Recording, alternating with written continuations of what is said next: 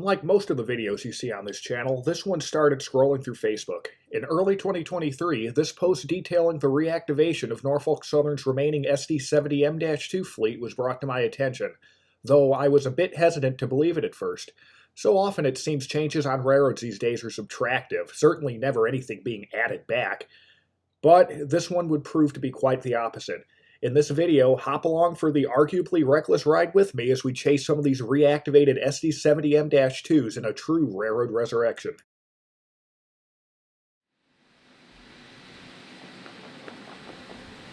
Though the initial news broke in January, it wouldn't be until early April that my own hunt began. A heads up from a friend the previous Friday told me that local train B09 had been assigned a pair of M-2s, so Sunday was the day to get it.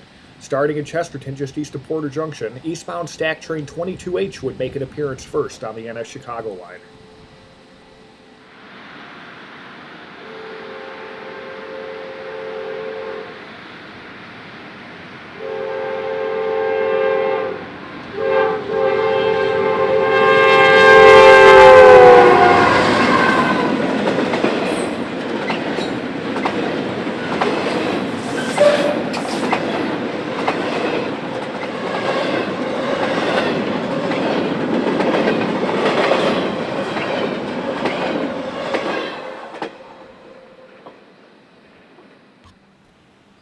Soon after would be just what the doctor ordered. This westbound B09 is headed for the Indiana Harbor Belt's Michigan Avenue yard to swap empty coil sleds for loads and head back east to the finishing mills at New Carlisle.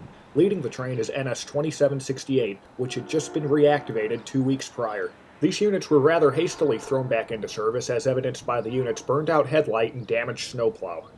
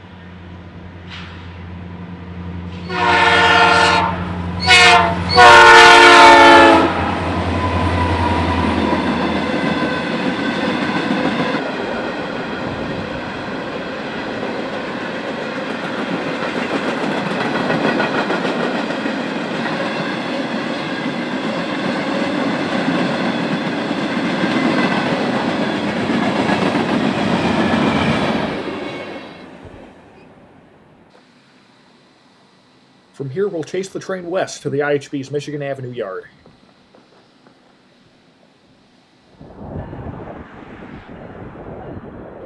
At East Chicago, the train arrives at Michigan Avenue yard. The paint, or lack thereof, on the 2768 is a good indicator of just how long these units have been in outdoor storage.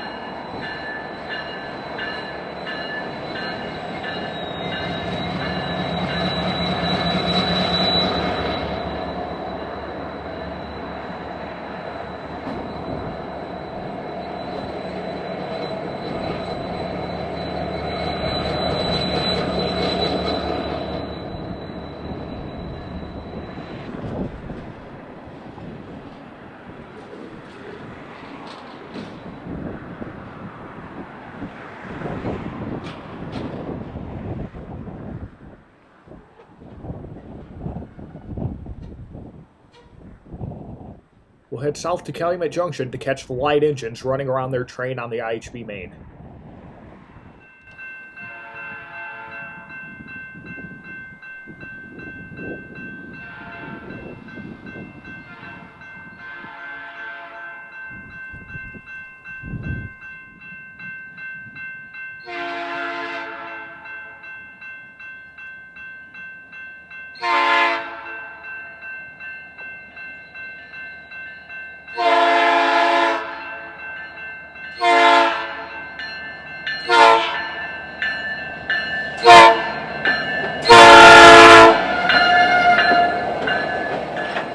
The GP38-2 would remain often isolated and was only there as backup should one of the M-2s failed.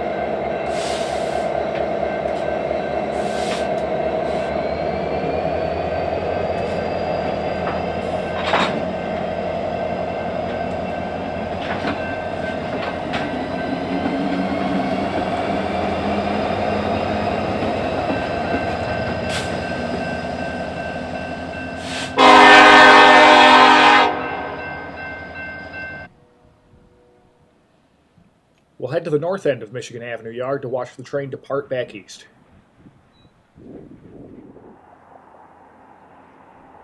Before departing, B09 will have to wait for NS Train 60P, which is working its way up the IHB toward the NS Chicago line.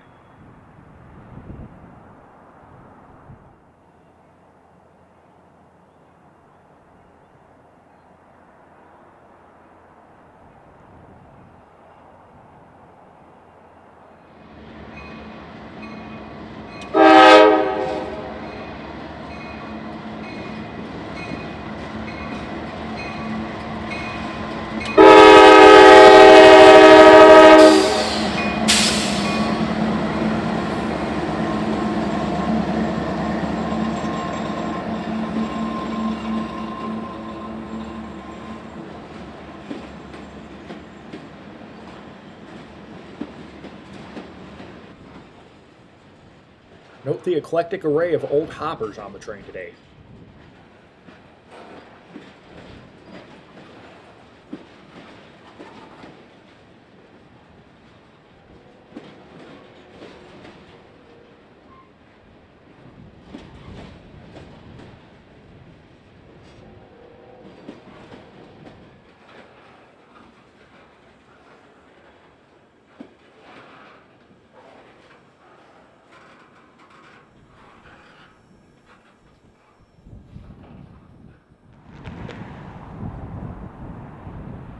With the potash loads out of the way, the B09 can follow them east.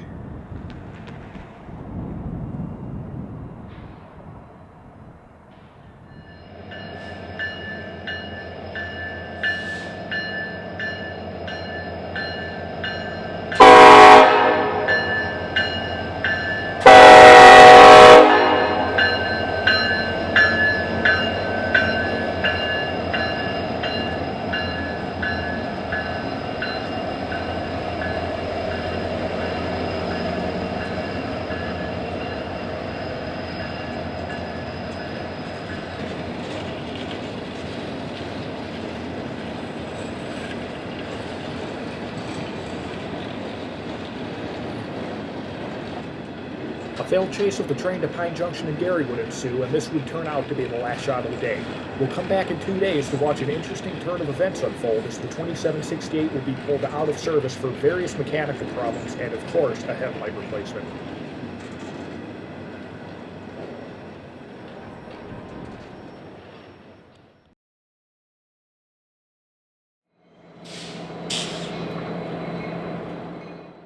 That Tuesday would end up being unseasonably warm and humid with temps in the mid-70s, great for early April. I had ventured out after work and happened to run into that day's B09 arriving at the IHB well over 5 hours late. The 5624 would heed the call to action without another M-2 that day, but we'll soon see that that wouldn't come without consequence.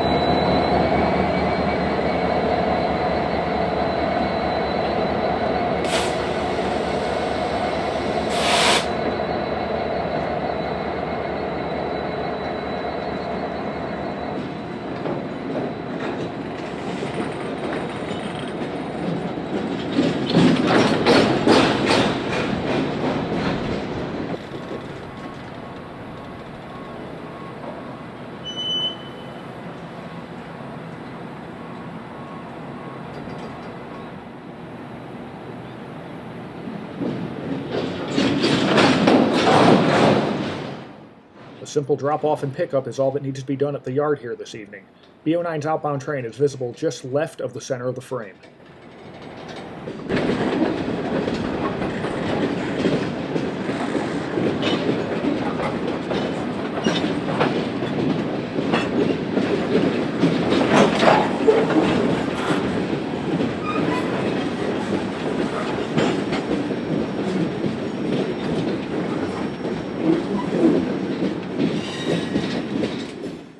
We'll come back in just about an hour to watch the crew take off with their outbound train.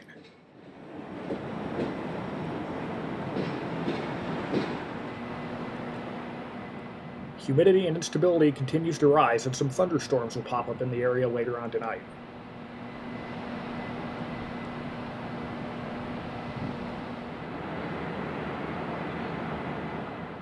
Outbound train aired up and ready to go. The conductor will make a quick run to the yard office and the train will be on its way.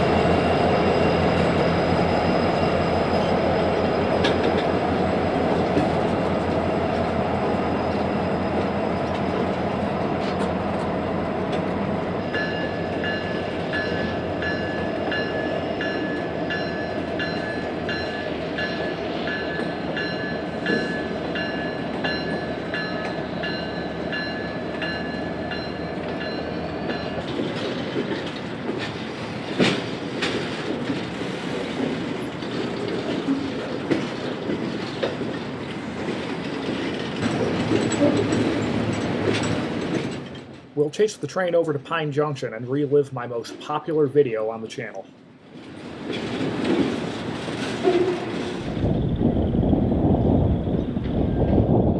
The calls of red-winged blackbirds and a warm southerly breeze remind us that spring's longer, warmer days are just around the corner.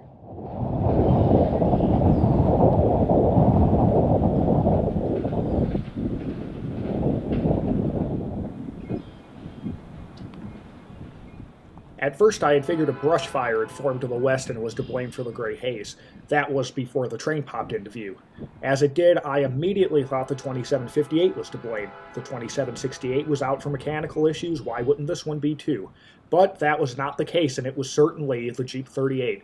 The dumpster fire of a comment section on the initial video did shed light on a few potential causes, as well as lots of other entertaining commentary. Well worth the read if you haven't already.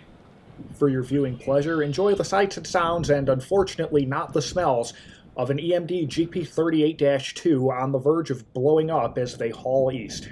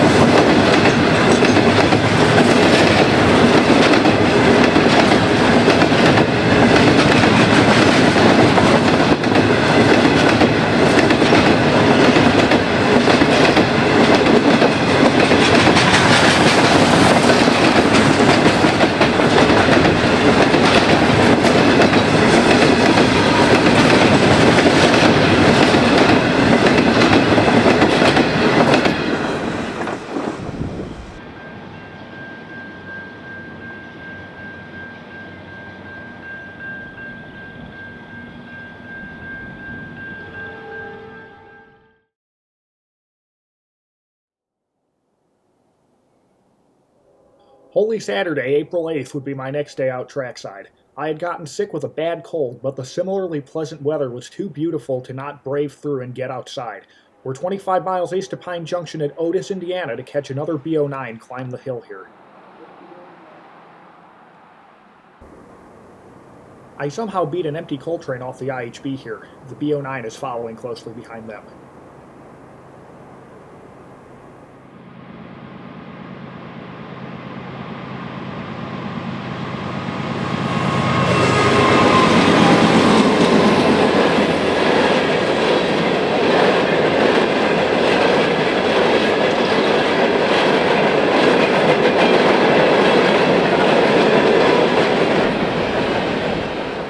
This stretch of the Chicago line throughout LaPorte County is quite scenic, sporting numerous curves and heavily wooded rural scenes.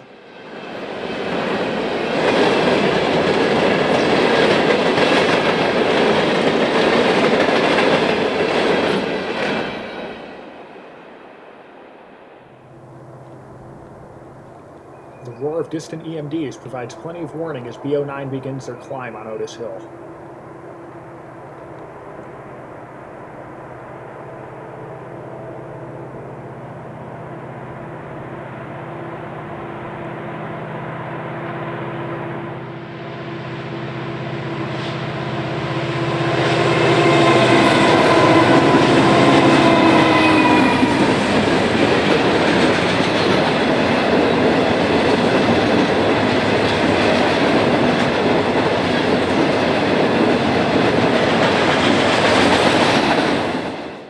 Note that at this point the 2768 had returned to service and the 5624 was back to being offline.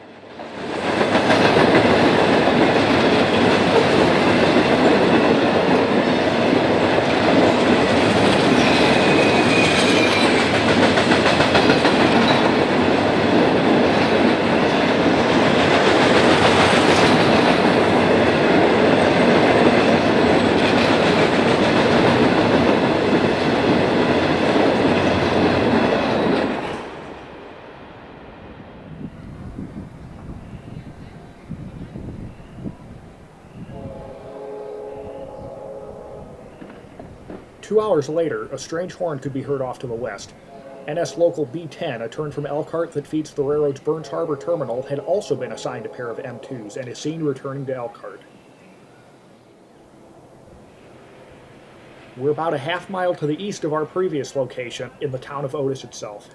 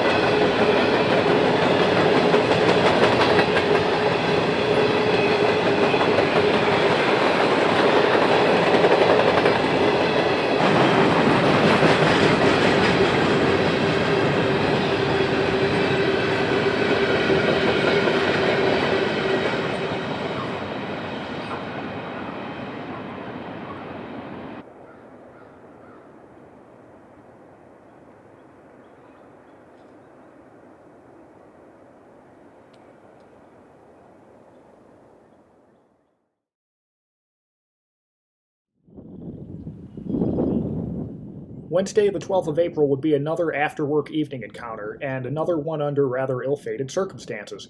Trackside wildfires have shut down the NS main entirely, and B09 has gone dead on time waiting for it to reopen so they could continue west to the IHB.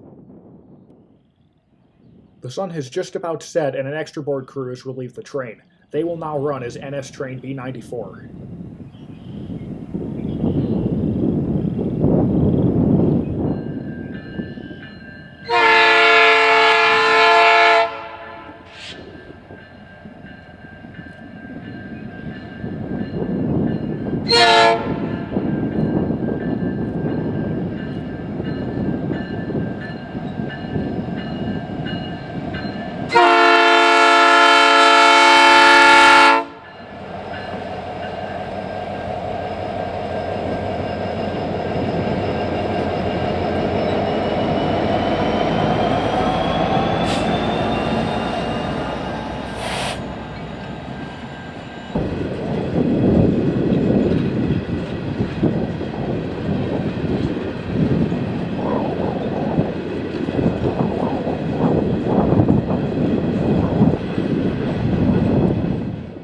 rather picturesque ending to an otherwise chaotic day on the railroad.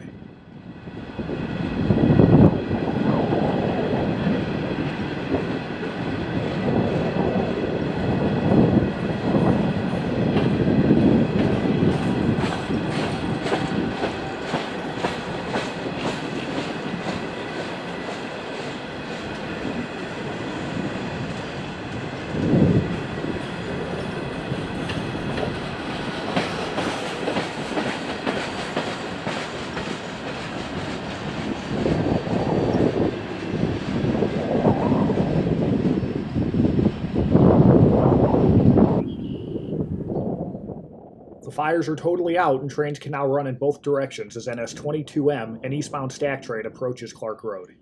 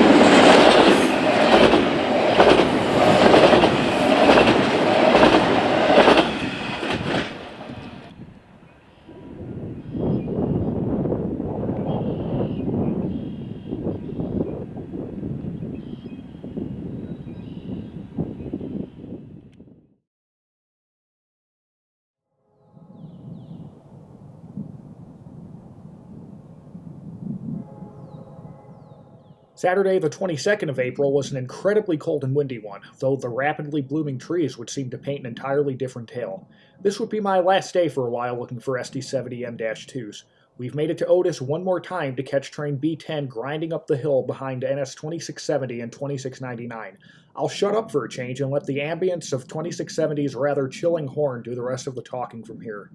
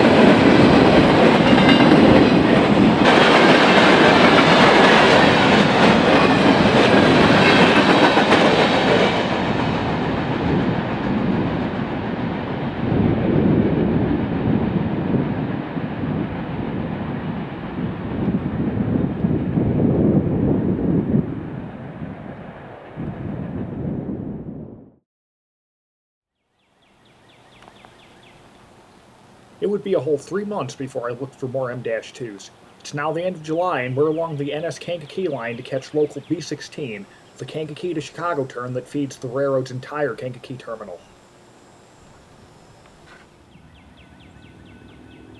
With permission through the IHB's Osborne Yard, the train will hook off the Kankakee line and head west onto the former Nickel Plate Chicago district. At the time of recording, the train made a trip from Kankakee to the railroad's Calumet Yard Sunday through Thursday.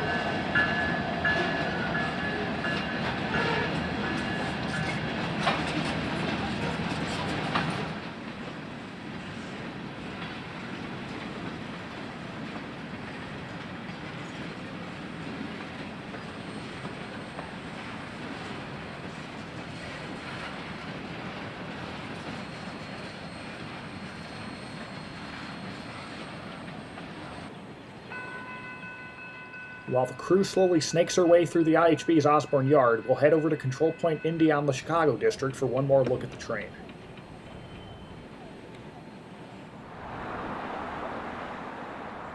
The train is now headed geographically west-northwest as they creep up the connection track off of the Kankakee line and onto the nickel plate.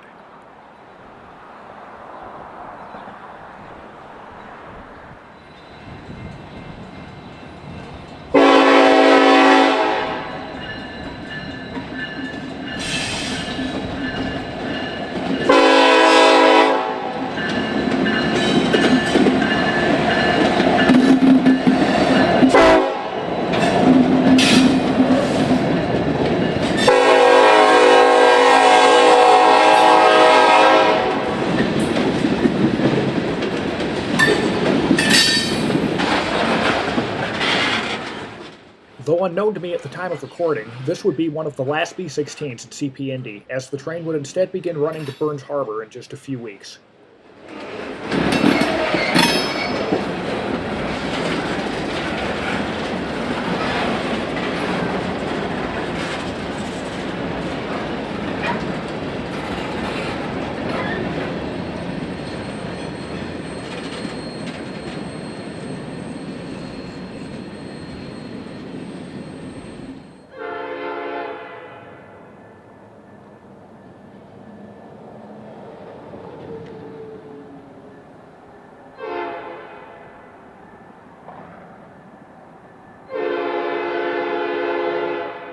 One of, if not the first B-16 to run to Burns Harbor has just diverged off the former Conrail-Chicago line and is now on the IHB-owned portion of the Kankakee line.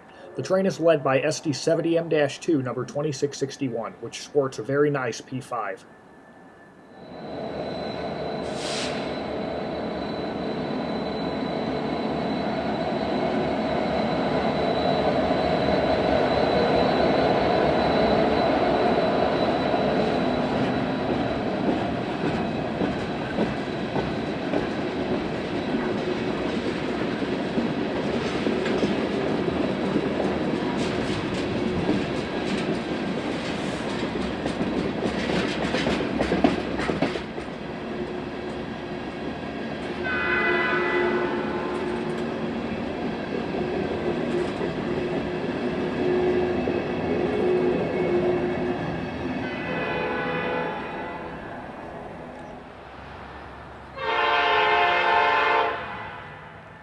The train continues geographically south at Griselli Junction.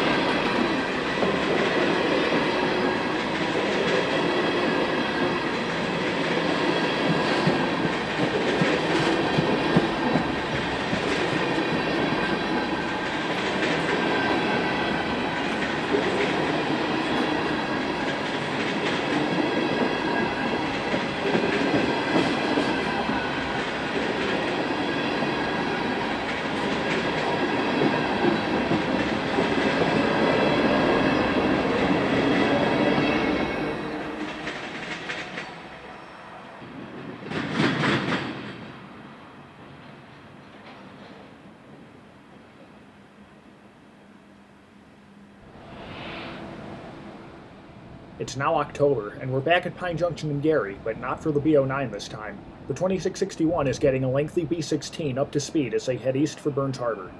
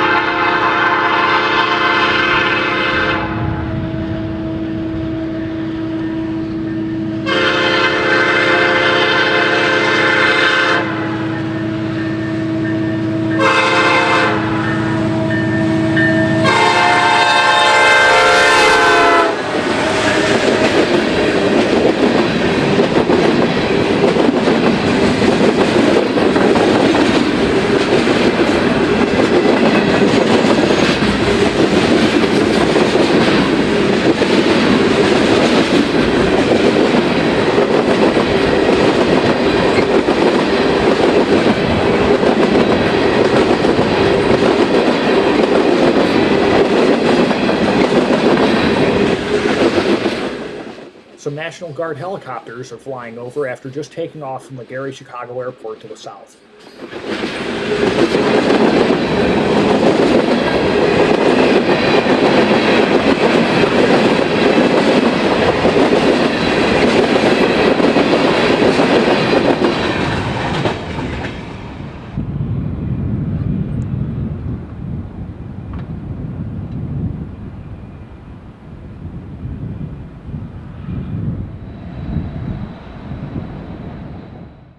Several hours later, we're back on IHB rails to watch the train return to Kankakee.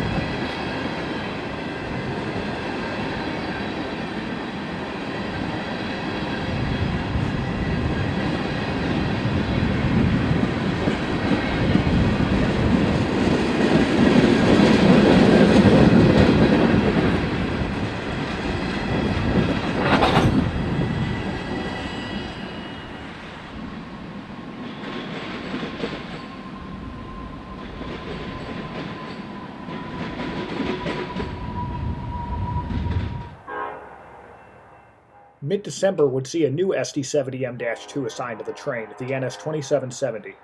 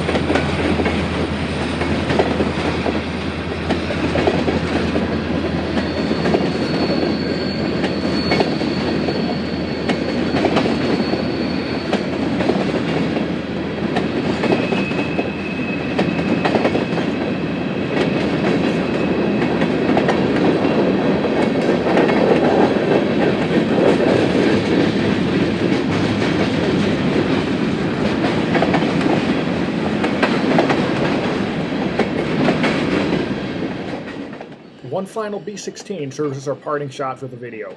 Whether you love them, hate them, or are violently indifferent to them, there's no doubt that the reactivation of a mothballed fleet of locomotives is something you just don't see much in modern railroading. In any regard, I hope you found chasing these locomotives and locals around as exciting as I did, and be on the lookout for lots of new and exciting railroad videos coming your way soon. Thanks for watching.